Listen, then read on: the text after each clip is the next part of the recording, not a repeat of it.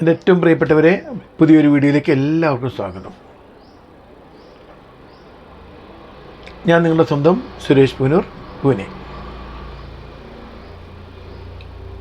ഇപ്പം ഒരു ദിവസം മുമ്പ് നമ്മളെ ഞെട്ടിപ്പിച്ച ഒരു വലിയൊരു സംഭവമായിരുന്നു നമ്മുടെ സ്വന്തം ശ്രീനിവാസൻ്റെ മരണം. ശ്രീനിവാസൻ്റെ മരണം എന്തുകൊണ്ട് നമ്മെ സംബന്ധിച്ചിടത്തോളം അത്രയും വിഷമകരമായി ഒരു ചിന്തിക്കേണ്ട വിഷയമാണ്. ഈയിടെയായി ഒരുപാട് മലയാള സിനിമയിലെ അഭിനേതാക്കളും സംവിധായകരും അതുപോലെ നല്ല നല്ല പ്രതിഭകളൊക്കെ നമ്മെ വിട്ടുപോയിട്ടുണ്ട്. പക്ഷെ എന്തുകൊണ്ട്? അതിലുപരി നമുക്ക് ഒരുപാട് ദുഃഖം തന്ന, ഒരുപാട് വിഷമം തന്ന ഒരു സംഭവമായി പോയി ശ്രീനിവാസൻ്റെ മരണം. ശ്രീനിവാസൻ മലയാള സിനിമാ രംഗത്ത് തിരക്കഥാകൃത്തായിരുന്നു, സംവിധായകനായിരുന്നു, നല്ലൊരു നടനായിരുന്നു. പക്ഷേ ശ്രീനിവാസൻ്റെ ജീവിതം നിങ്ങൾ ശ്രദ്ധിച്ചിട്ടുണ്ടോ? അതിൽ നിന്ന് ഒരുപാട് നമുക്ക് ഉൾക്കൊള്ളാനുണ്ട്, മനസ്സിലാക്കാനുണ്ട്. ഒരുപാട് വിഷമങ്ങൾ അനുഭവിച്ചിട്ട് സ്വന്തം കഴിവിൻ്റെ പേരിൽ മാത്രം പിടിച്ചു നിന്ന, മുന്നോട്ട് സ്വന്തം വഴിവെട്ടി വന്ന വലിയൊരു കലാകാരനായിരുന്നു ശ്രീനിവാസൻ. ഒരു നടൻ്റെയോ ഒരു സംവിധായകൻ്റെയോ അല്ലെങ്കിൽ ഒരു തിരക്കഥാകൃത്തിൻ്റെയോ ഒരു ജാടകളുമില്ലാതെ കാര്യങ്ങൾ വളരെ വ്യക്തമായിട്ട് തുറന്നു പറഞ്ഞുകൊണ്ട് സാധാരണക്കാരൻ്റെ ജീവിതം വളരെ നല്ല രീതിയിൽ നർമ്മത്തിൽ ചാലിച്ചും അതുപോലെ വേദനകളുടെ ആഴങ്ങൾ നമ്മളെ മനസ്സിലാക്കിച്ചു തന്നും നമ്മെല്ലാവരെയും ഒരു പ്രത്യേക ലോകത്തേക്ക് കൂട്ടിക്കൊണ്ടുപോയ ഒരു വലിയൊരു കലാകാരനായിരുന്നു ശ്രീനിവാസൻ.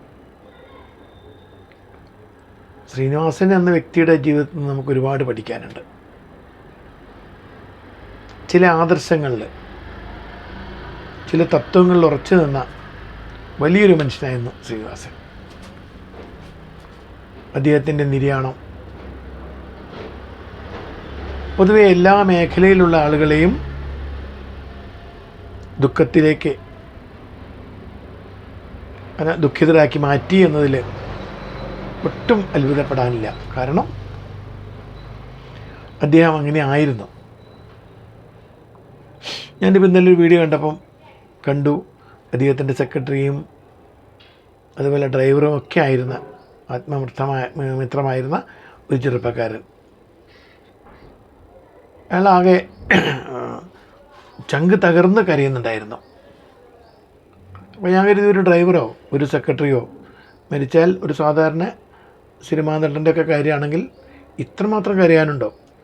അവൻ അവിടുത്തെ ഒരു ജോലിക്കാരൻ മാത്രമാണ്, അദ്ദേഹത്തിൻ്റെ അണ്ടറിലുള്ള ഒരു ജോലിക്കാരൻ മാത്രം. അവന് അവിടെ അല്ലെങ്കിൽ വേറെ സ്ഥലത്ത് ജോലി നോക്കാം, ഈ പ്രവൃത്തി പരിചയം അല്ലെങ്കിൽ പ്രവർത്തന പരിചയം ഒക്കെ കണക്കിലെടുത്തിട്ട് ജോലി ഇവിടെ നമുക്ക് നേടാവുന്നതാണ്. പക്ഷെ എന്തുകൊണ്ട് അദ്ദേഹം അത്രയും പൊട്ടിക്കരഞ്ഞു? എന്നെ അത് ഒരുപാട് ചിന്തിപ്പിച്ചൊരു വിഷയമായിരുന്നു. പിന്നീടൊക്കെ മനസ്സിലായി, ഈ വിഷുവിന് എന്ന് പറഞ്ഞാൽ കുറച്ച് മാസങ്ങൾക്ക് മുമ്പ് അദ്ദേഹം ആ ഡ്രൈവർക്കൊരു വീട് പണിയിച്ച് നൽകി, വീട്ടിലേക്കുള്ള എല്ലാ സാധനങ്ങളും എല്ലാം റെഡിയാക്കിയിട്ട് അതിൻ്റെ താക്കോൽ കൊടുത്തു. നമുക്കൊരാൾ 10 ഉറുപ്പ്യ തരുന്നതിലുപരി നമ്മുടെ ആവശ്യം കണ്ടറിഞ്ഞ് പൈസ നോക്കാതെ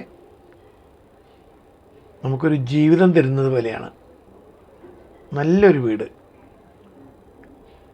ആ തുകയെപ്പറ്റി ഒന്നും ചിന്തിക്കാതെ അദ്ദേഹം ചെയ്തു. തൻ്റെ സന്തത സഹചാരിയായിരുന്ന ആ ചെറുപ്പക്കാരനും കുടുംബത്തിനു വേണ്ടി അത് നൽകുമ്പോൾ അദ്ദേഹത്തിന് എത്രമാത്രം സംതൃപ്തി ഉണ്ടായി കാണും.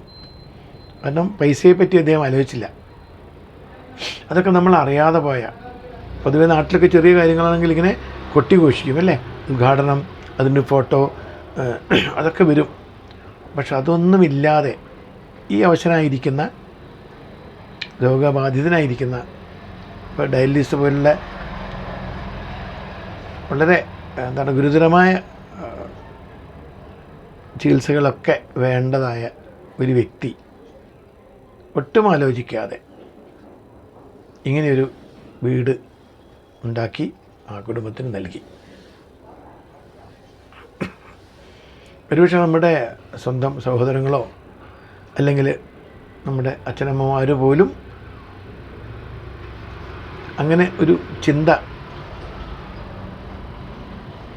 അവരുടെ മനസ്സിലേക്ക് ഉണ്ടാവില്ല എന്ന് എനിക്ക് തോന്നുന്നു. കാരണം മക്കൾ വലുതായി വിദ്യാഭ്യാസമൊക്കെ ഇനി അവർ അധ്വാനിച്ച് ജീവിക്കട്ടെ എന്ന് ചിന്തിക്കുന്നവരായിരിക്കും അധികം മാതാപിതാക്കൾ പോലും. എങ്കിലും ഇങ്ങനെയുള്ളൊരു വ്യക്തിക്ക് ഇത് കൊടുക്കുമ്പോൾ അദ്ദേഹത്തിന് കിട്ടിയ സംതൃപ്തി, അത് പബ്ലിസിറ്റി ഒന്നും കൊടുക്കാതെ, നാട്ടുകാരൊന്നും അങ്ങനെ ഇടപെടാതെ, ശ്രീനിവാസനും ഭാര്യയും അതുപോലെ ധ്യാനിൻ്റെ ഭാര്യ, കുട്ടി, അത്രയും ചെറിയൊരു ആളുകൾ മാത്രം പോയിട്ട് അവിടെ പാല് കാച്ചുന്നു, അവന് സന്തോഷത്തോടെ നൽകുന്നു, തിരിച്ചു വരുന്നു. അത് ഇത്രയും കാലമായിട്ട് നമ്മൾ അറിഞ്ഞില്ല എന്നുള്ളതാണ്.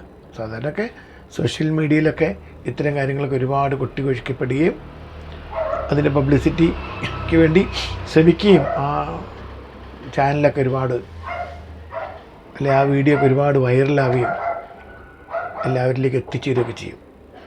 പക്ഷെ അത് അവിടെ എത്തിച്ചേരാനോ അല്ലെങ്കിൽ അങ്ങനെ ഒരു ശ്രമം നടത്താനോ ശ്രീനിവാസനോ കുടുംബമോ മെനക്കെട്ടില്ല എന്നുള്ളതാണ് ഏറ്റവും വലിയ അവരുടെ മനസ്സിൻ്റെ വലിപ്പം മനസ്സിലാക്കാൻ ഉതകുന്ന ഒരു വലിയ സത്യം.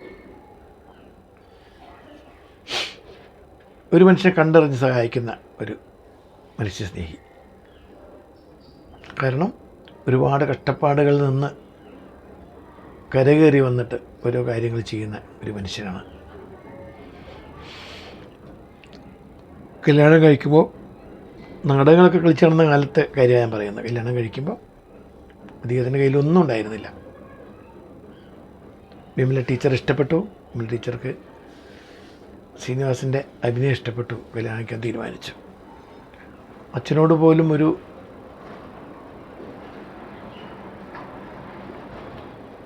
മുഖവിവരമില്ലാതെ കല്യാണത്തിൻ്റെ തലേന്നാണ് അമ്മയുടെ നിർബന്ധപ്രകാരം പോയി പറയുന്നത്. അത്രയും പേടിയായിരുന്നു. കാരണം ഒരു ഗതിയുമില്ലാത്തൊരു മനുഷ്യൻ കല്യാണം കഴിക്കാൻ പോവാണ്. വീട്ടുകാരും ആ ഒരവസ്ഥയിൽ തന്നെ ദരിദ്രരാണ്. അമ്മയുടെ സമ്മതത്തോടെ രജിസ്റ്റർ ഓഫീസിൽ വെച്ച് നടത്തുമ്പോൾ അച്ഛനൊന്നേ ആവശ്യപ്പെട്ടുള്ളൂ, ഈ രജിസ്റ്റർ ഓഫീസിൽ നിന്ന് വേണ്ട. കാരണം എന്നെ ഒരുപാട് ആളുകൾ അവിടെ അറിയുന്നതാണ്, നീ എൻ്റെ മകനാണെന്ന് അറിയുന്നതാണ്. ശ്രീനിവാസനോട് അച്ഛൻ പറഞ്ഞാണ്, നീ എൻ്റെ മകനാണെന്ന് അറിയുന്നതാണ്. അതുകൊണ്ട് അവിടെ ഏതായാലും വേണ്ട. അവരൊക്കെ വേണ്ടാതെ ചോദിക്കും, അതിന് സമാധാനം പറയേണ്ടി വരും. അതുകൊണ്ട് രജിസ്റ്റർ ഓഫീസ് ഒന്ന് മാറ്റിക്കോ എന്ന് മാത്രമേ ആ പിതാവ് ആവശ്യപ്പെട്ടുള്ളൂ. കാരണം അവരുടെ ഒരു അവസ്ഥ. അപ്പം അങ്ങനെ കല്യാണം കഴിച്ച് വന്നു. കുറച്ച് കാലമൊക്കെ നാടകങ്ങളായിട്ട് അങ്ങ് നടന്നു. പക്ഷേ എങ്കിലും ഒരു കഴിവ് വേണ്ടതുപോലെ ഒരു സാമ്പത്തികമായിട്ട് നേടാൻ പറ്റിയില്ല. വാടക വീട്ടിൽ നിന്ന് 2 മക്കളുടെയും കൈപിടിച്ച്, ഭാര്യയുടെയും കൈപിടിച്ച് ഇറങ്ങേണ്ടി വന്നു. വാടക കുടിശ്ശിക തീർക്കാൻ പറ്റാത്തതിൻ്റെ പേരിൽ. സ്വന്തം മക്കളായ വിനീതും അതിലെ ധ്യാനും 2 പേർക്കും വേണ്ട വിദ്യാഭ്യാസം കൊടുത്തു. വിനീത് ചലച്ചിത്ര രംഗത്ത് പ്രവർത്തിക്കാൻ ഒരുപാട് ആഗ്രഹിക്കുന്നു എന്ന് പറഞ്ഞപ്പോൾ അദ്ദേഹം ഒന്നേ പറഞ്ഞുള്ളൂ, നീ വിദ്യാഭ്യാസം ആദ്യം നേടുക. കാരണം ഈ ഒരു ചലച്ചിത്ര രംഗം, അഭിനയ രംഗം, ഈ വെള്ളിത്തിര എന്നൊക്കെ പറയുന്നതൊക്കെ വളരെ അപകടം പിടിച്ച സ്ഥലമാണ്. കാരണം അവിടെ ഒരു നിലനിൽക്കാൻ തന്നെ പ്രയാസമാണ്. കുതികാൽ വെട്ടുകളൊക്കെ ഉണ്ട്. അല്ലെങ്കിൽ കഴിവുള്ളവനൊക്കെ അംഗീകരിക്കപ്പെട്ടവണ്ണം എന്നില്ല. മാത്രമല്ല ശ്രീനിവാസൻ എന്ന വ്യക്തി എത്ര കഴിവുള്ള ആളാണെങ്കിലും അദ്ദേഹം മക്കൾക്ക് വേണ്ടിയൊന്നും ആരോടും അങ്ങനെ കെഞ്ചി പറയില്ല, റെക്കമെൻഡ് ചെയ്യില്ല. അങ്ങനെ കുറേ ആദർശങ്ങളൊക്കെ കാത്ത് സൂക്ഷിക്കുന്നൊരു വ്യക്തിയാണ്. അതുകൊണ്ട് നീ നിൻ്റെ എൻജിനീയറിംഗ് ഡിഗ്രി മുഴുവനാക്കൂ, എന്നിട്ട് ഈ രംഗത്തേക്ക് വരൂ, നിൻ്റെ ഇഷ്ടം പോലെ വരൂ എന്ന് പറഞ്ഞ വ്യക്തിയാണ് അവൻ്റെ അച്ഛൻ. അതുപോലെ അതുപ്രകാരം തന്നെ ബിടെക് കഴിഞ്ഞതിന് ശേഷമാണ് മൂത്ത മകനായ വിനീത് ശ്രീനിവാസൻ ഈ രംഗത്തേക്ക് ഇറങ്ങി വന്നത്. അപ്പം അങ്ങനെ ഇറങ്ങി വന്നപ്പോഴും ഒരാളോടും അദ്ദേഹം അങ്ങനെ ശുപാർശ ചെയ്തില്ല, റെക്കമെൻഡ് ചെയ്തില്ല, എൻ്റെ മകൻ ഇങ്ങനെ ചെയ്യും, എൻ്റെ മകനാണ് ഒന്ന് നോക്കണം എന്ന് ആരോടും പറഞ്ഞില്ല. ധ്യാനിൻ്റെ കാര്യം വന്നപ്പോഴും ഒരുപാട് ആശങ്കയോടെയാണ് ശ്രീനിവാസൻ ഭാര്യയൊക്കെ നോക്കി കണ്ടത്. കാരണം ഞാൻ ഒരു വിനീതിനെ അപേക്ഷിച്ച് നോക്കുമ്പോൾ ഒരു അച്ചടക്കമോ അല്ലെങ്കിൽ ഒരു കൃത്യമായ ഒരു ജീവിതചര്യ കാത്തു സൂക്ഷിക്കുന്ന ആളല്ല. അവരുടെ കണ്ണിൽ കുറച്ച് തെമ്മാടിയാണ്, കുറച്ച് തോന്നിയ പോലെ ജീവിക്കുന്ന തോന്നിയവാസി തന്നെയാണ്. അവസ്ഥയിൽ നിന്നൊക്കെ ധ്യാനമൊക്കെ മാറിപ്പോയി. അപ്പോൾ ഞാൻ ചിന്തിക്കുകയാണ്, പിന്നെ അദ്ദേഹം ഇത്രയും ജീവിതത്തിനിടയ്ക്ക് 6 സംസ്ഥാന അവാർഡും ഒരു ദേശീയ അവാർഡും നേടി തൻ്റെ കഴിവൊക്കെ എല്ലാവരെയും ബോധിപ്പിച്ചു. അദ്ദേഹത്തിൻ്റെ ഓരോ ചിത്രങ്ങളിലും ഒരു സിനിമയിലും സാധാരണക്കാരൻ്റെ ദുഃഖം മാത്രം, അല്ലെങ്കിൽ സാധാരണക്കാരൻ്റെ ഒരു അവസ്ഥാഭേദങ്ങൾ, അവൻ്റെ ജീവിതം പച്ചയോടെ കാണിക്കുന്ന സിനിമകളായിരുന്നു. അതുപോലെ അതിലുള്ള അദ്ദേഹം അഭിനയിച്ച കഥകളിലുള്ള സിനിമകളിലുള്ള കഥകളും അതുപോലെയായിരുന്നു. അതേപോലെ അതിൻ്റെ ഡയലോഗൊക്കെ കേട്ടാൽ നമുക്ക് മനസ്സിലാവും. ഇന്നും അതിറങ്ങിയിട്ട് എത്രയോ വർഷങ്ങളായിട്ടും ഇന്നും പല സിനിമകളുടെയും ഡയലോഗ് ഇന്നും ട്രോളായിട്ട് നമ്മൾ ഉപയോഗിക്കുന്നുണ്ട്. വരും തലമുറയ്ക്ക് വേണ്ടി, അല്ലെങ്കിൽ ഭാവിയിൽ സംഭവിക്കാൻ പോകുന്ന കാര്യങ്ങൾ നേരിട്ട് കണ്ടെത്തി മനസ്സിൽ തോന്നിയ പ്രകാരം കുറിച്ച വ്യക്തി, തൻ്റെ അഭിപ്രായം ആരോടും തുറന്നു പറയാൻ മടിക്കാത്ത,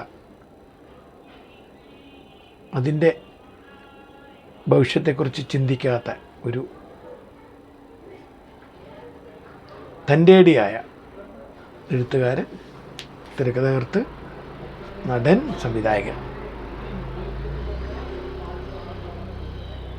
ആരെന്ത് കരുതും, അല്ലെങ്കിൽ ആ ഒരു തൻ്റെ അഭിപ്രായം തുറന്നു പറയുന്നത് കൊണ്ട് ആരോടെങ്കിലുമുള്ള ഒരു ബന്ധം നഷ്ടപ്പെടും, അത് തൻ്റെ ജീവിതത്തെ ബാധിക്കും, ഏത് തരത്തിൽ ബാധിക്കുമെന്നൊന്നും ശ്രീനിവാസൻ ഒരിക്കലും ചിന്തിച്ചിരുന്നില്ല.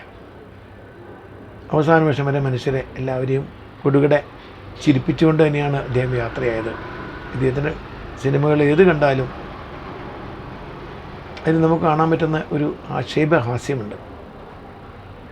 ആക്ഷേപഹാസ്യത്തിൻ്റെ പ്രത്യേകത തന്നെ അദ്ദേഹം തിരഞ്ഞെടുത്ത രീതി, ആ കഥയിലെ ഏറ്റവും മോശമായ കഥാപാത്രം ആണ് ശ്രീനിവാസൻ പൊതുവെ തിരഞ്ഞെടുക്കുക. ചിരിപ്പിക്കുന്നതും ചിന്തിപ്പിക്കുന്നതും നമ്മയൊക്കെ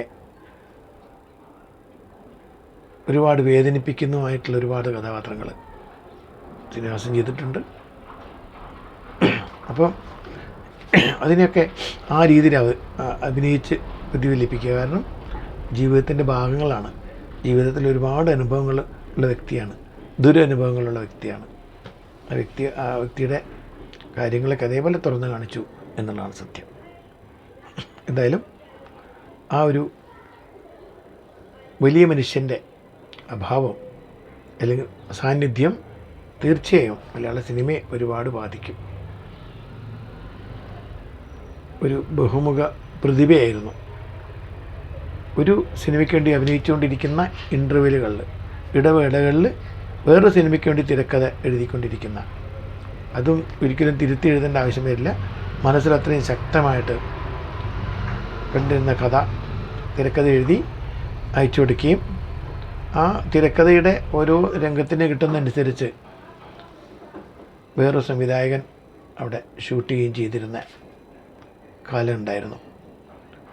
എന്ന് പറഞ്ഞാൽ അവർക്കൊക്കെ അത്രയും വിശ്വാസമായിരുന്നു, ഇദ്ദേഹത്തിനെ ഏൽപ്പിച്ചാൽ അദ്ദേഹം ചെയ്തിരിക്കും, ഏത് തിരക്കിലും പറഞ്ഞ പോലെ ചെയ്തിരിക്കും. അത്രയും ശക്തമായിരുന്നു ആ കഥ, ആ കഥാപാത്രങ്ങൾ ശക്തമായിരുന്നു, അതിലെ ഡയലോഗൊക്കെ അത്രയും കേമമായിരുന്നു. അതിൻ്റെ ഡയലോഗൊക്കെ അദ്ദേഹത്തിൻ്റെ സിനിമയുടെ ഡയലോഗ് ഇപ്പം നമ്മൾ പല കാര്യങ്ങൾക്കും ജീവിതത്തിൽ പല മേഖലകളും നമ്മൾ ഉപയോഗിച്ചുകൊണ്ടിരിക്കുന്നുണ്ട്, തമാശയായിട്ടും കാര്യമായിട്ടൊക്കെ. അത് ഒരിക്കലും മറക്കാനാവില്ല. അപ്പോൾ ജീവിക്കുകയാണെങ്കിൽ ഇങ്ങനെ ആവണം. സുന്ദരനായിരുന്നില്ല, പേഴ്സണാലിറ്റി ഉണ്ടായിരുന്നില്ല, ഹൈറ്റ് കുറവായിരുന്നു, കുള്ളനായിരുന്നു, കറുത്തിട്ടായിരുന്നു, കാണുമ്പോൾ ഒരു ഭംഗി ഉണ്ടായിരുന്നില്ല. പക്ഷേ അദ്ദേഹം അതേ കഴിവുകൾ കൊണ്ടാണ് മുന്നോട്ട് വന്നത്, 1-ാം നമ്പറായി നിന്നതും. അപ്പം നമുക്കിതിൽ ഒരുപാട് മനസ്സിലാക്കുന്ന തത്വങ്ങളുണ്ട്. നമുക്ക് കഴിവുണ്ടെങ്കിൽ നമ്മളെ തടയാൻ ആർക്കും ആവില്ല. തടയുന്നത് നിങ്ങൾ മാത്രം. നിങ്ങൾ പുറകോട്ട് പോയാൽ രക്ഷയില്ല. നിങ്ങൾ സ്വയം മുന്നോട്ട് വരാൻ തയ്യാറായാൽ ആ കഴിവുകൾ നിങ്ങളെ എത്തിക്കും. പക്ഷേ ആ കഴിവുകൾ ഏറ്റവും പെർഫെക്റ്റ് ആയിരിക്കണം. അതിനുള്ള ശ്രമം നിങ്ങളുടെ ഭാഗത്ത് നിന്ന് വേണം. ഇതിൽ നിന്ന് നമുക്ക് ഒരുപാട് ജീവിതത്തിലെ പറ്റിയ കാര്യങ്ങൾ പഠിക്കാനുണ്ട്, ഒരു തത്വങ്ങൾ. അപ്പോൾ എല്ലാവർക്കും നന്ദി, നമസ്കാരം. ഇഷ്ടപ്പെട്ടാൽ ഈ വീഡിയോ സബ്സ്ക്രൈബ് ചെയ്യുക, ലൈക്ക് ആൻഡ് കമൻറ്റൊക്കെ ചെയ്യുക. തൽക്കാലം സൈനിങ് ഓഫ് സുരേഷ് പുനൂർ.